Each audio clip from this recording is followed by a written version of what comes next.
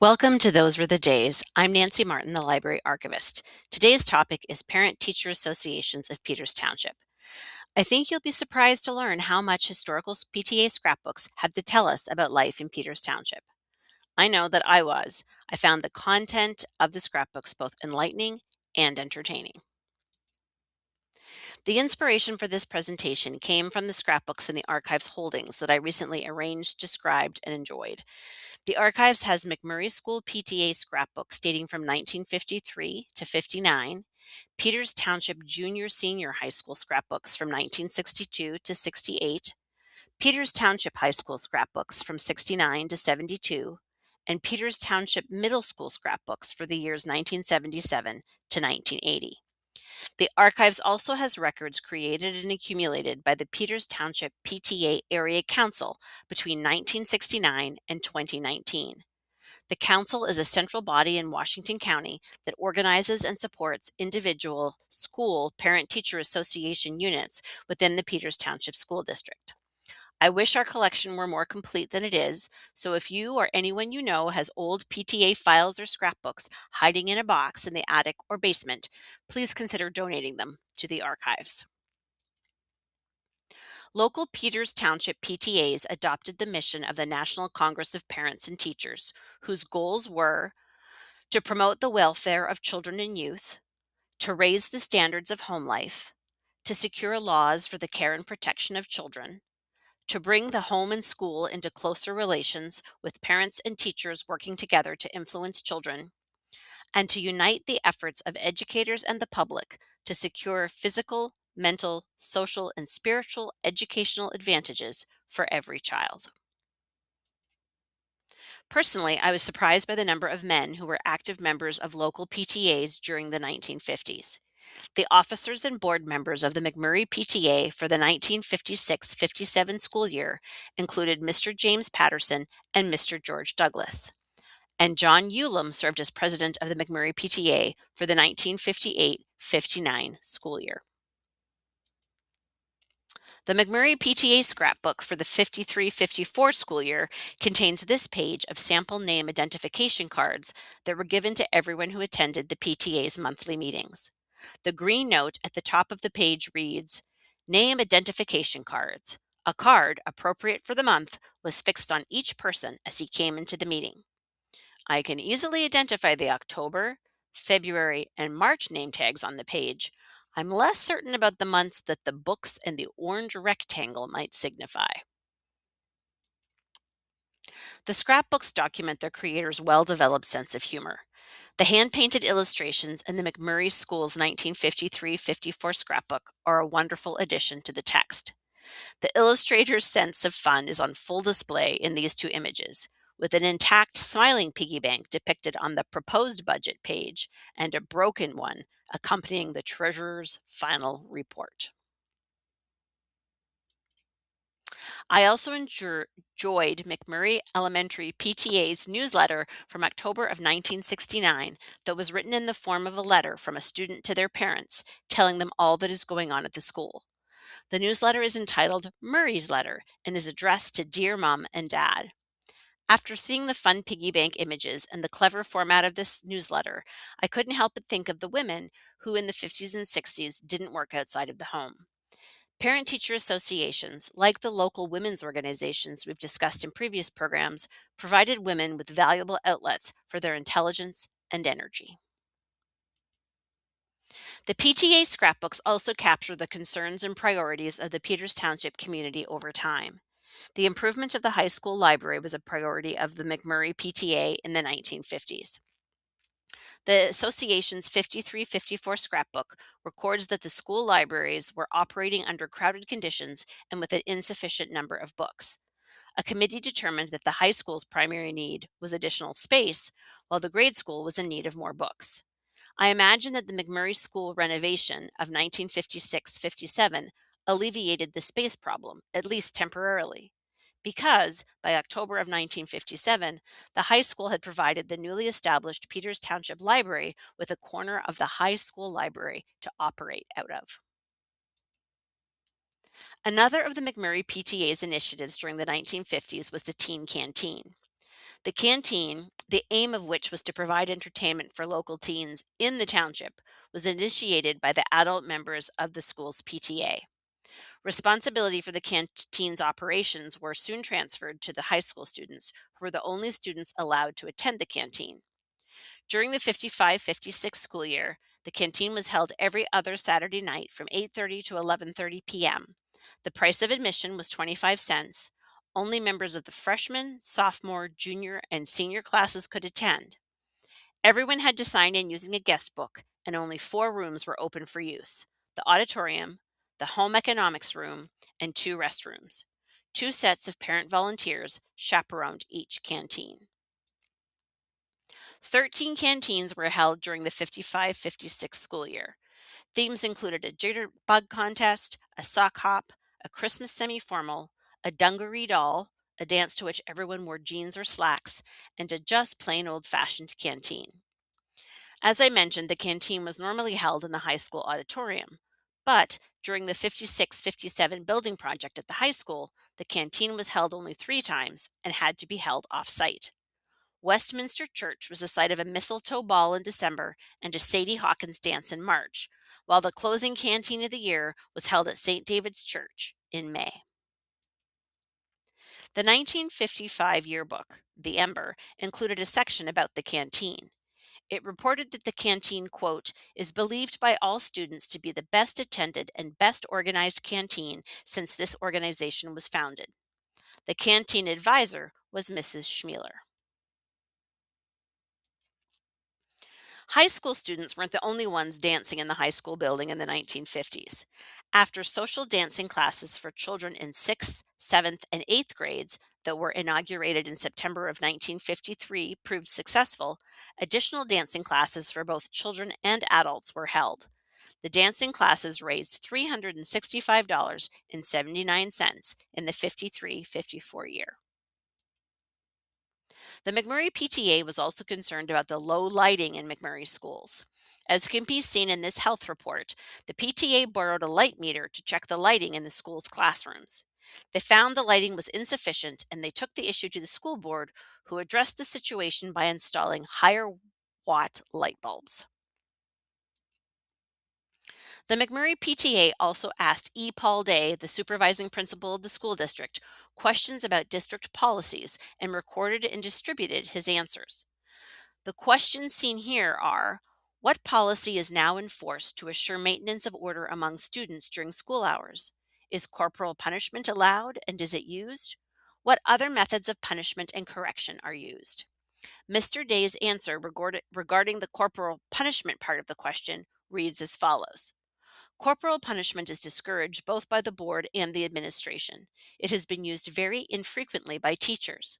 However, there are a few times when measures of that kind have helped tremendously. It is not recommended or advocated. One measure which is used and does have some corrective value is taking privileges away from students who, through their misdemeanors, must be corrected. A second measure that can be looked upon with some favor by the administration, where boys only are concerned, is keeping them after school. Judgment in cases like this is to be used. Cold, rainy, or snowy evenings? No. In other words, only keep the boys after school if it's a beautiful sunny day and they might be able to do something enjoyable outside. The scrapbooks also document the health concerns of the time, including tuberculosis. This 1956 letter, addressed to the McMurray PTA and written by the director of the Washington County Tuberculosis and Health Association, thanks the association for its help with the recent chest x-ray survey in McMurray. The letter mentions that 248 children were x-rayed in a single morning and that the x-ray survey was funded by the Christmas seal sale. So Christmas seals appeared in the United States in 1907 and were sold by the National Tuberculosis Association to raise funds to combat tuberculosis. Christmas seals are currently issued primarily by the American Lung Association to raise funds for lung disease research and prevention, and modern themes include asthma and air quality. In this image are the Christmas seals from the 1950s that would have been sold to fund X-ray surveys like the one described in the McMurray PTA scrapbook. According to the Mayo Clinic, tuberculosis, also called TB, is a serious illness that mainly affects the lungs. The germs that cause TB are a type of bacteria that can spread when a person with the illness coughs, sneezes, or sings. Happily, by the mid 20th century, tuberculosis in the United States and Europe was declining thanks to improved nutrition and living conditions. Once antibiotic treatments arrived in the 1950s, deaths plummeted. By the late 1980s, they had fallen by more than 90% in the United States. The health of local school students was not the only concern of local PTAs. They were also concerned with student morality. The Pittsburgh Press article seen here quotes Mrs. L.K. Wolf, a Mount Lebanon PTA leader, as saying that, quote, Davy Crockett is the best thing that could happen to our youngsters because he's taken the place of horror comic characters. The more coonskin caps around, the happier I feel, Mrs. Wolf told attendees at a conference of the Southwest District PTA.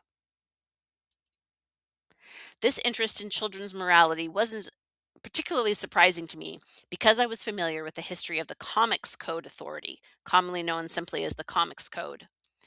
So the Comics Code was created in 1954 following a moral panic centered around a series of U.S. Senate hearings on juvenile delinquency and the publication of psychiatrist Frederick Vertom's book, Seduction of the Innocent.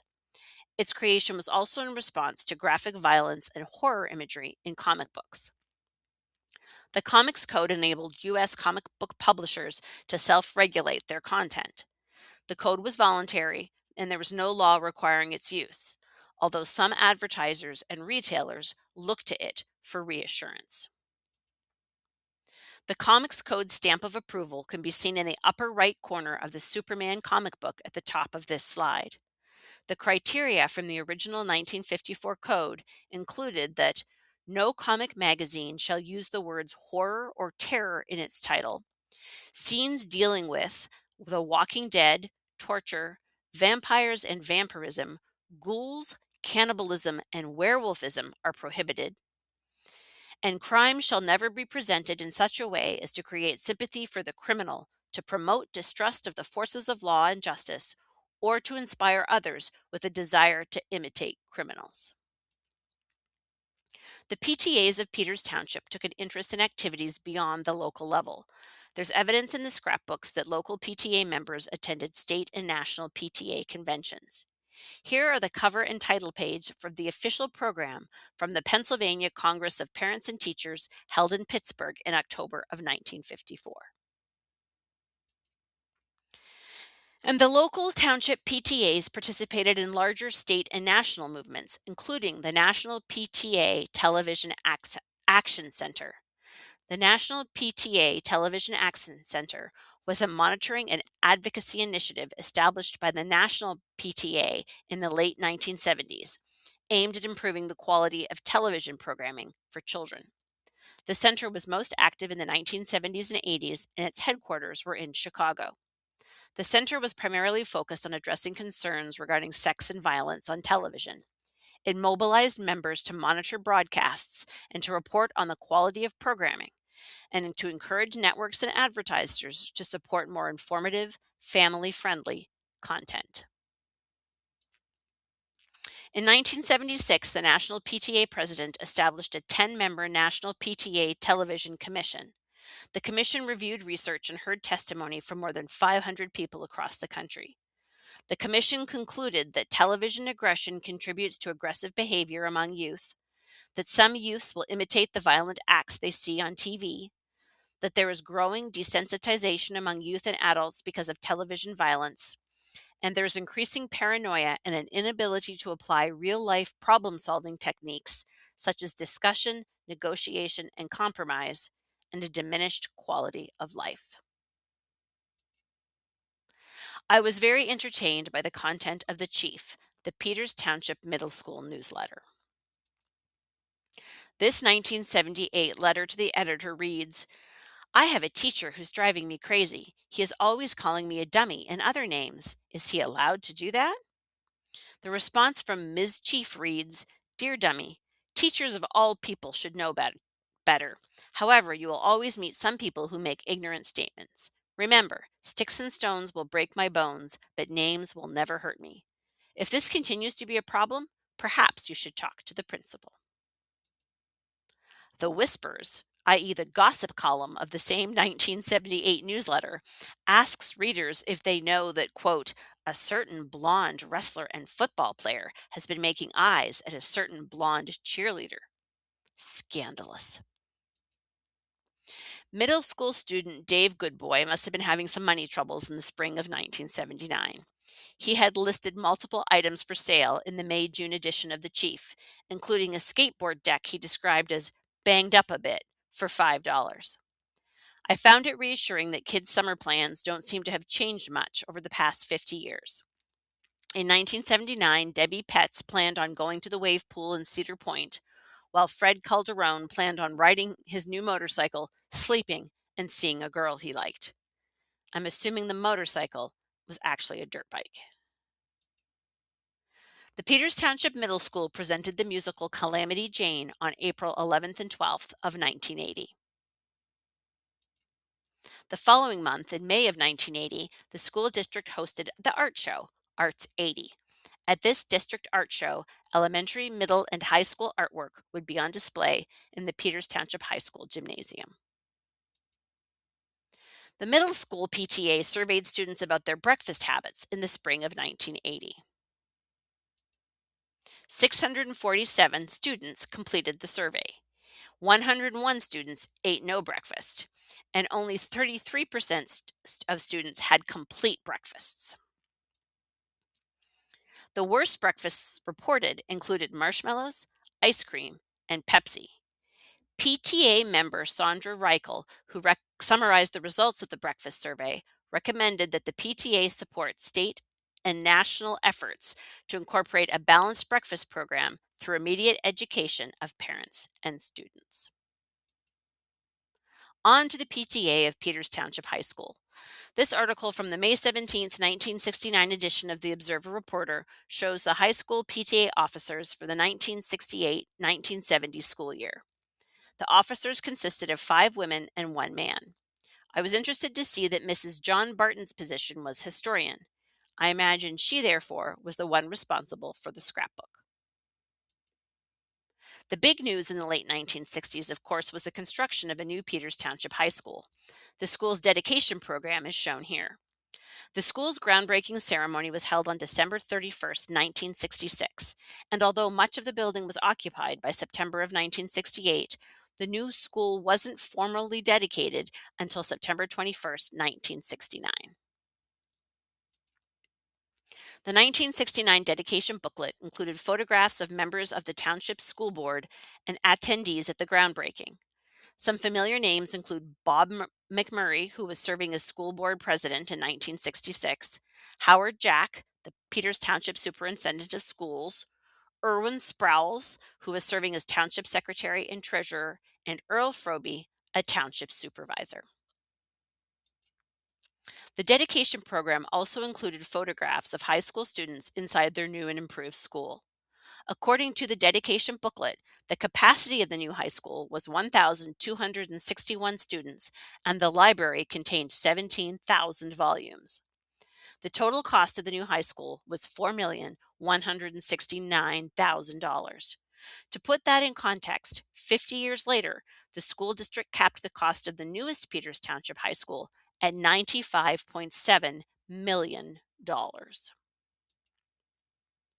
Here is a copy of the invitation to Peters Township High School's 69th commencement held on May 31st, 1972. And here is a commencement program from the same 1972 graduation ceremony. Thank you for watching. Please join me in the reading room or via Zoom on Thursday, July 9th, when I will be hosting a fun-spirited trivia quiz to determine whether or not you've been paying attention over the course of the past 18 months.